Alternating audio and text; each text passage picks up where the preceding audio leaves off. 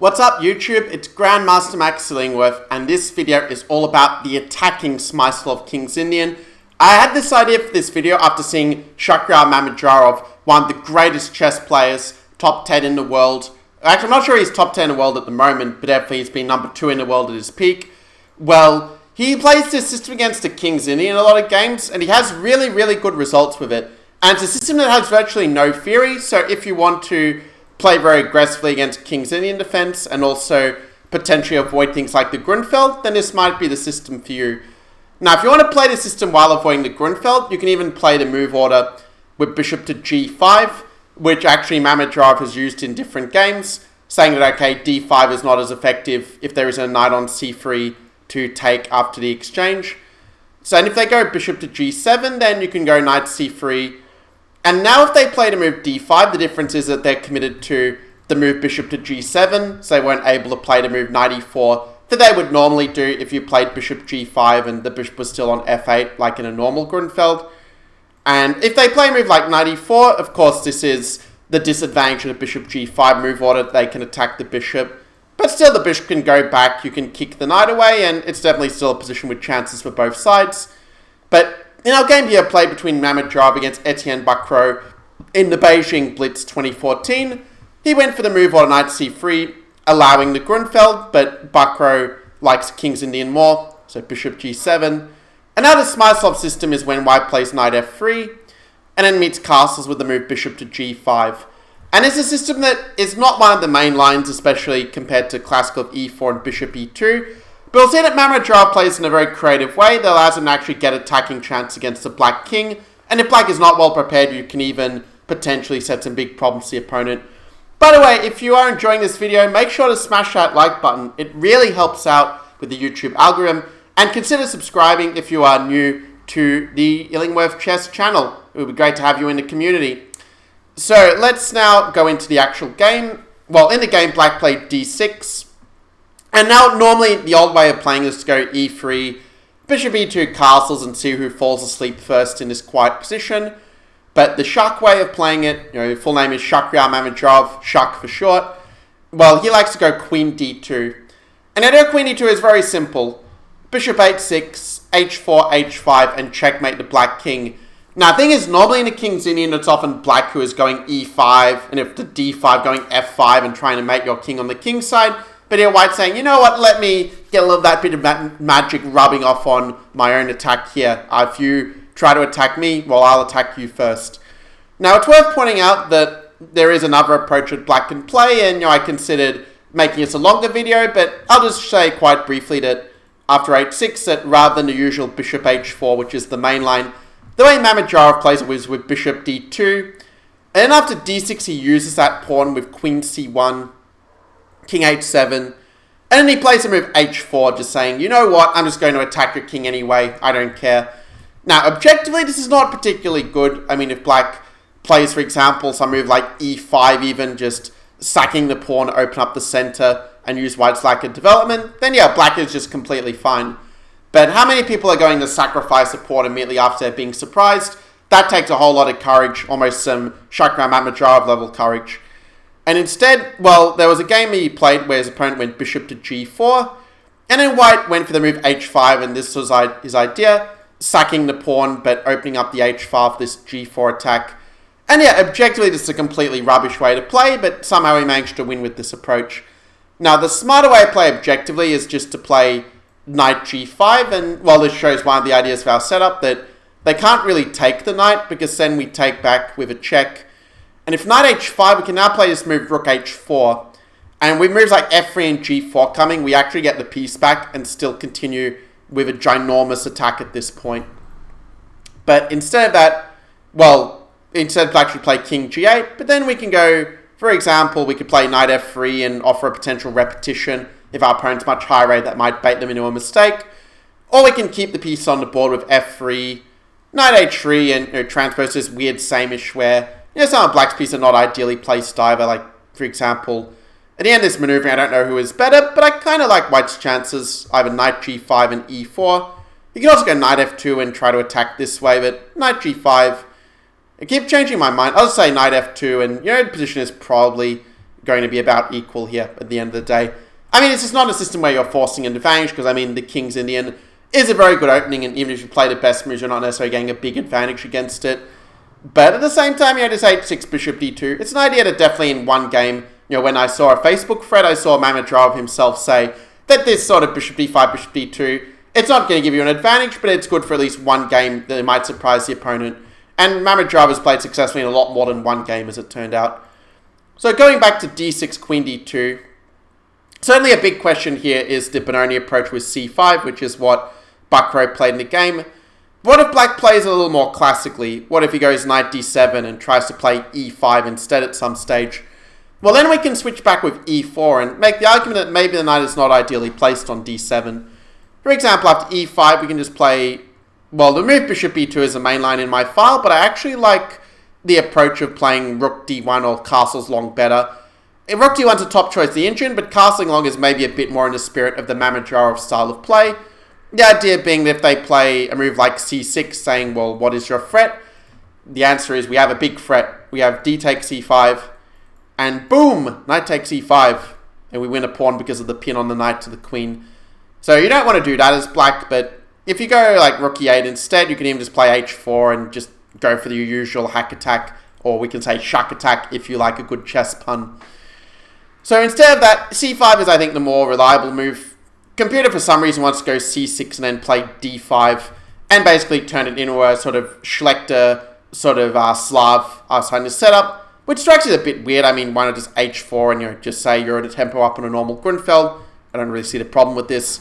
But okay, c5, and I mean, it does feel like maybe the move d6 was a little bit imprecise, that black should have gone h6 instead, which kind of sounds weird that, black playing his normal moves, and yet he is probably a tiny bit worse already at this point.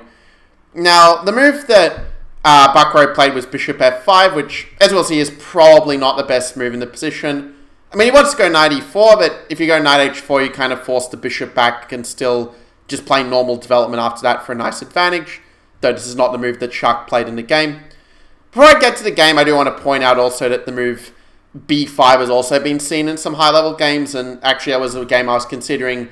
I had a few I tossed up between, and the other one I was trying to choose between did feature the move b5. Switching it up with Benko, of course with a6, not a5, trying to say this is not the ideal setup against the Benko gambit. And while this is probably a good version of Benko, the Benko isn't exactly an opening that gives black equality, and I say that being one of the leading experts of the opening as black. So if they play queen a5, a very simple way to just stop all of his piece activity is just to go b6. Because if the queen takes, they've kind of lost some time moving the queen, and you can bring your knight to c4 and just have a good grip over the whole center. And if knight d7 instead, just bishop d3, and I mean, you can even just castle. Saying that if bishop g4, you don't really care that much if they take, because you still get the bishop pair. But you can play h3 first if you really want to avoid it. But it does give them other ideas like bishop d7, knight a4, and bishop b5. So black does get some counterplay, but I would still give white a very small edge. Maybe more of a practical advantage than an objective one. So this is definitely a reasonable way for black to play, and maybe better than what happened in the game.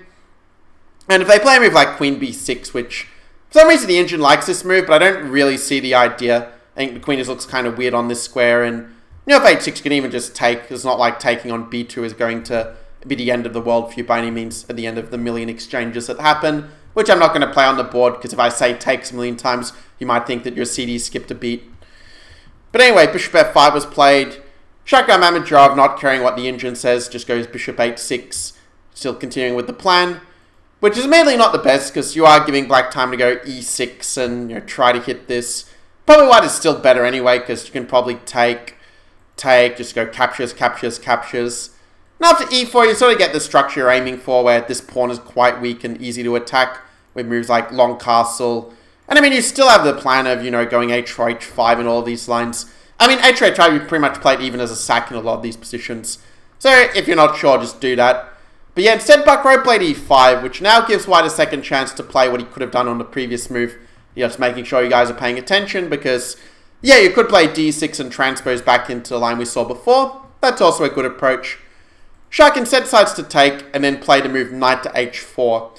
Now, if on h4, black just have a very good position, because he managed to trade off his bad bishop like this, by playing e5 to shut it out. And also, black could play moves like knight e4 and try to, trade off some of his pieces and get an f5 one day. But knight h4 kind of cuts across that.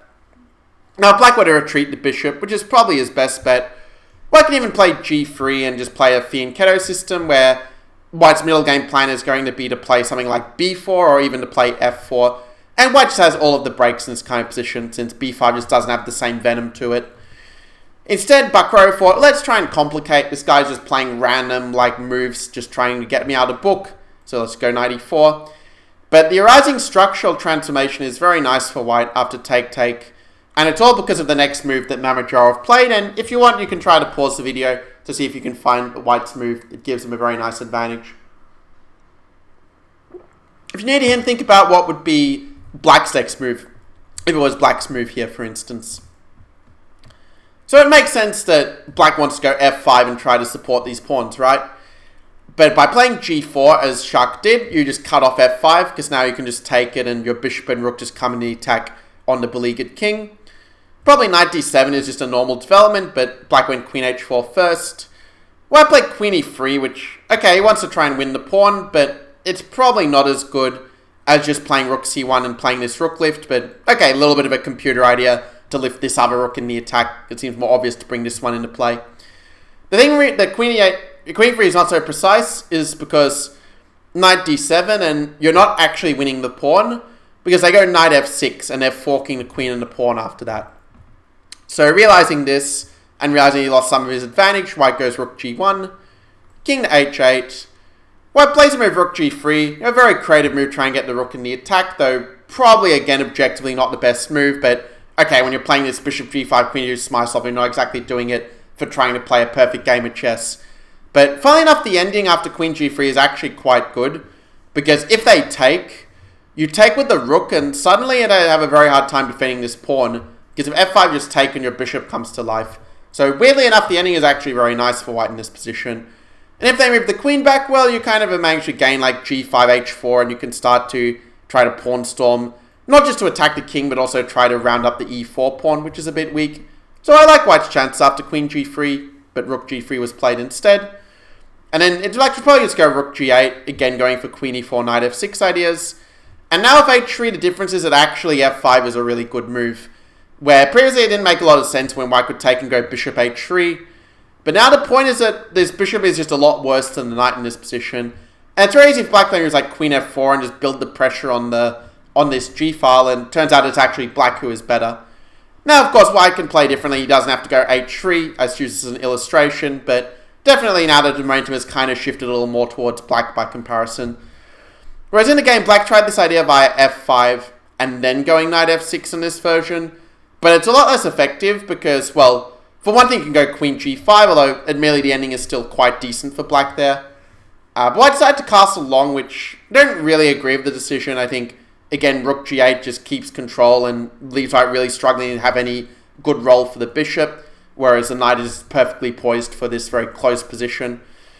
Instead, Bacrot got too greedy with queen h2, which just strikes me as a very weird kind of move to make. I mean, it does take a pawn, but after bishop g2, you're allowing moves like rook h1, and the fact that rook gets active is a lot more important than the fact that black got the pawn back. So after bishop h3, this is what black played. And I mean, black would go rook f7, rook g8, and probably black is doing okay there, but instead we had rook g8 immediately, and unfortunately that's just a big mistake because of a nice little Shak tactic that he played.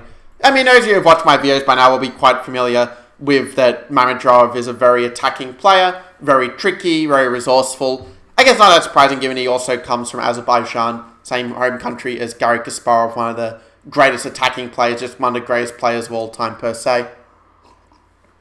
So the answer is that we play the move queen to h6, exploiting the fact that the knight's defended.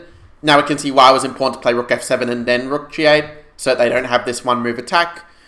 And black should go rook af8, but you can even just play e3 here, with the point that they can't really take you, because then queen f8 and this comes with a check. But if rook f7, then you can play rook g6 and kind of use the pin to your advantage, where you're able to keep your extra pawn, get your bishop active, and white just ends up being just a lot better here. But that would at least keep the game going on a bit, whereas after rook g3, this is just lost for black. You don't have a good way to defend the knights. The d6 pawn is potentially just dropping off the board like a fly. knight g8 was played, and again, it's a position where if it wasn't for white's next move, black would be the one who is winning because of this debilitating pin and, white just losing everything. But instead, queen takes d6 is the point, because queen h3, queen e5 forces a knight to commit seppuku, and it's going to be a very bloody death for the king as well. So the game went queen takes g3, white played king b1, realizing that you're still not threatening to capture the bishop. And after rook e8, f6, knight h6, black actually resigned here without waiting for white's next move. And the reason is that if white just plays something like bishop to d7, or even just bring the queen in and the rook in, this path pawn is an absolute monster. Even though the material is equal, a position like this would show that a bishop completely dominates a knight. White can just start collecting the harvest or just queening this d-pawn. The black king is way too weak, so the queen will always be stuck, stopping some queen g7 mate or whatever. And so that is why black resigned here. At least I think he resigned. I don't think his mobile phone went off at the very least. So yeah, that was this game. I hope you guys really enjoyed it, and it gives you a nice system to play against the King's Indian, which, by the way, you can play via many different move orders. You can play it the normal way, where after 2g6 I rush back to click here. It's weird, like sometimes I try to click the move on my chess piece and it just doesn't click because of a weird glitch. But okay, going back manually as we go in reverse. Well, if you want to avoid the Grunfeld, you can play bishop to g5 and then knight c3, but then you're allowing knight e4.